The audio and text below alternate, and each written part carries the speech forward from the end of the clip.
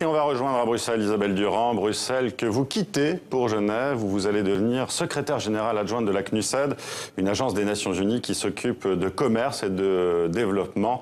Vous quittez donc la vie politique belge. Vous êtes une des figures du parti écolo en Belgique. Vous avez été ministre, aussi députée à Bruxelles et durant plusieurs années vice-présidente du Parlement européen. D'abord, est-ce que vous pouvez nous expliquer ce qu'est la CNUSED, cette agence qui n'est quand même pas très connue du grand public? À quoi sert-elle ? Oui, alors c'est vrai, elle n'est pas très connue du grand public, elle est moins connue que l'UNICEF ou le Haut Commissariat aux réfugiés que tout le monde connaît. Alors c'est une agence, plus exactement c'est une conférence. Et la différence est importante parce qu'en fait dans les années 60, au moment de la décolonisation, l'ensemble des pays qui à l'époque étaient ce qu'on appelait les non-alignés, l'Algérie, le Brésil, des pays qui avaient vraiment le souci d'un nouvel ordre économique mondial et qui sortaient de leur période de colonisation, ont vraiment poussé à créer une conférence des Nations Unies sur le commerce et le développement, partant du principe que les indépendances, c'est bien, c'est de la politique souvent, mais c'est très peu de l'économique. Or, se posent à ces pays fraîchement décolonisés énormément de questions, de problèmes économiques et de développement. Et donc, c'est créé peu à peu une conférence des Nations Unies pour le commerce et le développement et qui a pris forme dans les années 70 et est devenue vraiment une instance extrêmement importante et très spécifique parce que finalement, elle travaille sur les questions de commerce, mais sur les questions de commerce liées au développement. Comment est-ce qu'on peut, par le commerce et par de l'action économique, encourager un développement plus équitable, évidemment, pour les pays les plus pauvres. C'est d'ailleurs leur interlocuteur, un de leurs interlocuteurs importants, c'est ce qu'on appelle le G77, le groupe des 77, ils sont d'ailleurs beaucoup plus que 77 aujourd'hui, qui sont les pays finalement les moins développés, les moins avancés, mais dans ces pays se trouvent aujourd'hui à la fois des pays comme certains pays africains extrêmement pauvres, mais aussi des pays comme le Brésil ou même la Chine. Ça vous dit aussi qu'aujourd'hui les questions de développement ont un peu changé dans les relations nord-sud. Il y a aussi évidemment de la coopération, du développement sud-sud. C'est dans ce contexte-là que la CNUSED, la Conférence des Nations Unies pour le commerce et le développement, fournit une série de, à la fois, services, contenu, assistance, services techniques à l'ensemble de ces pays et en particulier aux pays les moins avancés. Dans les échanges commerciaux, la CNUSED aide donc les pays du Sud à commercer avec les pays du Nord. Comment faire pour que le Sud puisse se battre à armes égales avec le Nord? Est-ce que c'est difficile d'apporter des conseils, des méthodes pour corriger cela? Ah oui, donc c'est clair que non seulement d'ailleurs pour commercer avec le Nord, mais parfois aussi pour commercer avec le Sud, puisque le commerce aujourd'hui, la Chine par exemple, investit énormément dans des pays très peu avancés. Et donc oui, ils ont besoin d'assistance, ils ont besoin de formation. Par exemple, quand un pays du Sud, un pays africain en grande difficulté économique, signe un accord commercial avec un pays du Nord ou avec l'Union européenne, on aide, on forme les négociateurs de ces pays qui vont pouvoir travailler et négocier dans de meilleures conditions. La CNUSED fournit de l'assistance technique, par exemple, sur la question de la gestion des dettes et sur l'échelonnement des dettes. C'est très important pour un État pauvre de pouvoir échelonner sa dette. La CNUSED fournit de l'assistance technique sur des questions plus nouvelles, qui sont celles, par exemple, de l'e-commerce, du commerce électronique, des paiements électroniques, ce qui est une façon de lutter contre la corruption, peut-être même aussi contre l'évasion fiscale. Donc la CNUSED fournit des instruments, des outils à pas mal de gouvernements, mais aussi à des gens de la société civile, à des académiques qui, eux, font la pression sur les gouvernements pour essayer de favoriser les accords commerciaux de meilleure qualité et surtout au service, finalement, de l'ensemble des populations de ces pays et pas seulement de certains groupes minoritaires. Isabelle Durand, la CNUSED avait préconisé une taxe sur les milliardaires. Est-ce que ça veut dire que la CNUSED veut prendre aux riches pour donner aux pauvres?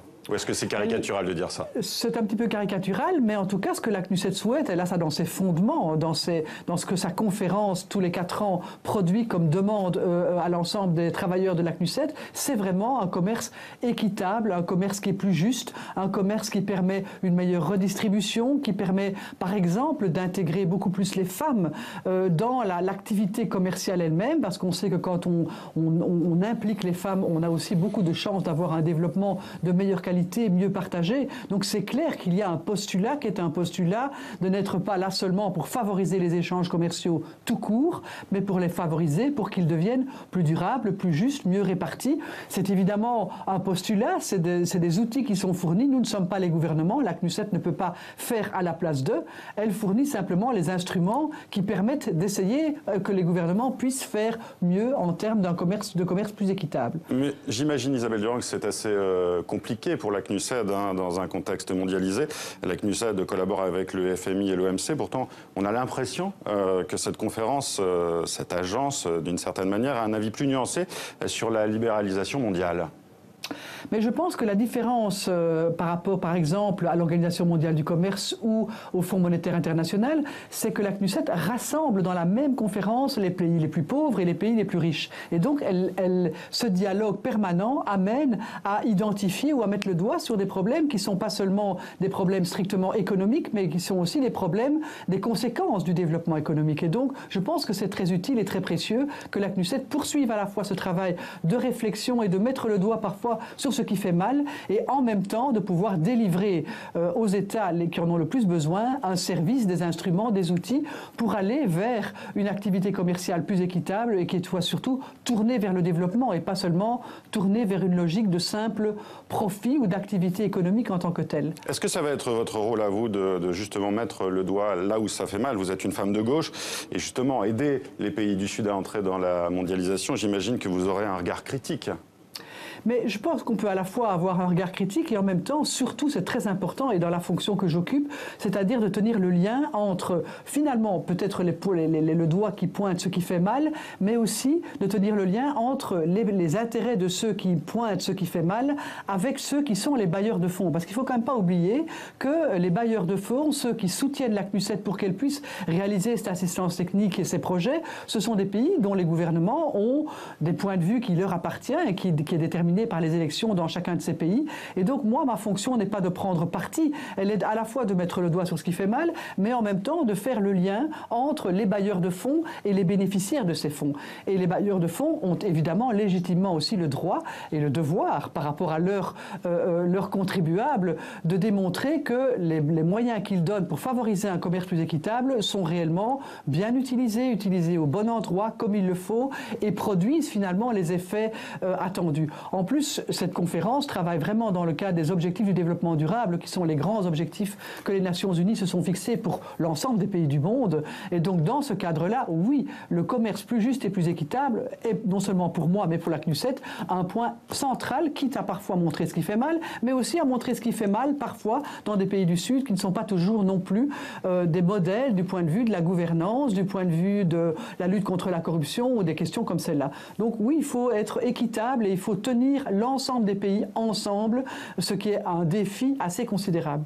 Un des points un peu plus compliqués, peut-être pour vous, en tout cas au niveau personnel, ce sera de passer justement d'une activité de femme politique qui prend des décisions à une activité de conseil. Est-ce que vous ne pensez pas que vous allez ronger votre frein parfois ? Non, je ne crois pas, parce que les Nations Unies sont aujourd'hui dans un moment très particulier de leur action, de leur développement.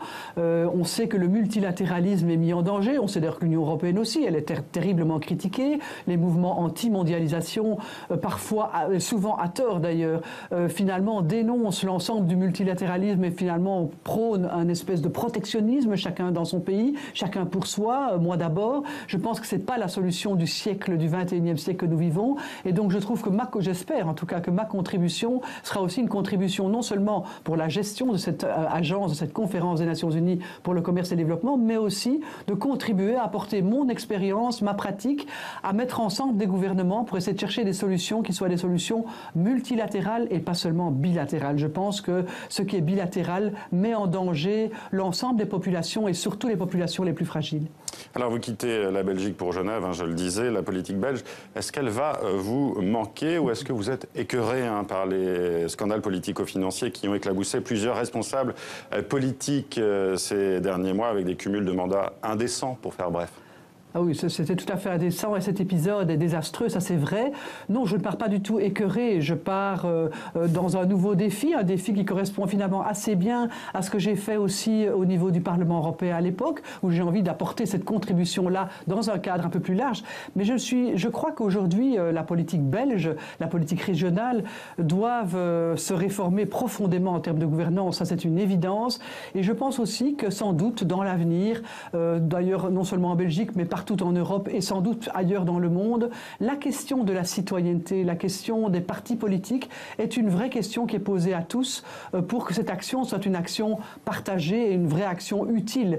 Aujourd'hui, la politique est mise en doute et c'est vrai que les scandales comme ceux qu'on a connus en Belgique, mais ailleurs également aujourd'hui sur la question des œufs en Europe, montrent à quel point la gouvernance n'est pas qu'une question des pays les plus pauvres, c'est aussi une question qui nous concerne tous et sur lesquelles la citoyenneté doit s'exercer. Ça reste pour moi quelque chose, qu'on soit à la CNUSET ou qu'on soit au Parlement belge, au Parlement européen, ce sont des questions qui sont posées de la même manière. Et croire que la politique peut toute seule faire les choses, c'est une erreur. On a besoin aussi des pressions extérieures, on a besoin de l'écosystème de la politique et pas seulement des parlements ou des gouvernements. Je suis aujourd'hui dans l'écosystème plutôt que dans le cœur du système. Je ne suis plus au Parlement, je ne suis plus au gouvernement, mais je pense que, j'espère en tout cas que l'action que je pourrais mener là où je me trouve contribuera à finalement apporter un élément supplémentaire à une gouvernance mondiale un peu plus équitable. Mais Isabelle Durand, est-ce que ce sera une parenthèse? Est-ce que vous dites aux Belges « je reviendrai » ? Mais d'abord, je ne pars pas au sens où on ne part jamais complètement. Je veux dire, ma famille, mes racines sont en Belgique, sont en Europe. Je suis à Genève, ce qui n'est franchement pas très loin. Je vais garder, et c'est convenu d'ailleurs dans ma fonction, un lien privilégié avec les institutions européennes que je connais bien et avec lesquelles la CNUSET travaille régulièrement. Je vais travailler aussi d'ailleurs avec le gouvernement belge en espérant qu'il puisse là, lui aussi apporter sa contribution et fournir de l'information. Et puis, je vais aussi continuer à faire ce que vous me permettez de faire aujourd'hui, c'est-à-dire essayer d'expliquer les enjeux dans des conférences, dans des lieux où je représenterai la CNUSET et plus les écologistes bien sûr, avec la neutralité qui s'impose, mais aussi avec le besoin de pédagogie que tout le monde a d'essayer de comprendre dans un monde compliqué, qu'il est finalement compliqué, mais en même temps le repli et la fermeture sont certainement la manière la plus mauvaise d'essayer de répondre aux questions qui nous sont posées. Donc je ne disparais pas complètement, je ne dis pas aux Belges au revoir, loin de là, parce que je reviendrai très régulièrement, à mon avis tous les 15 jours au moins à Bruxelles, mais pour le reste, je vais travailler dans un cadre plus général, plus global, et sans doute dans un cadre qui est plutôt un cadre moins polémique au sens de la politique comme parfois on peut l'entendre, mais plus constructif, plus pédagogique, d'expliquer, de faire bouger les acteurs. Merci Isabelle Durand, nouvelle secrétaire générale adjointe de la CNUSET, d'avoir été avec nous en direct de Bruxelles.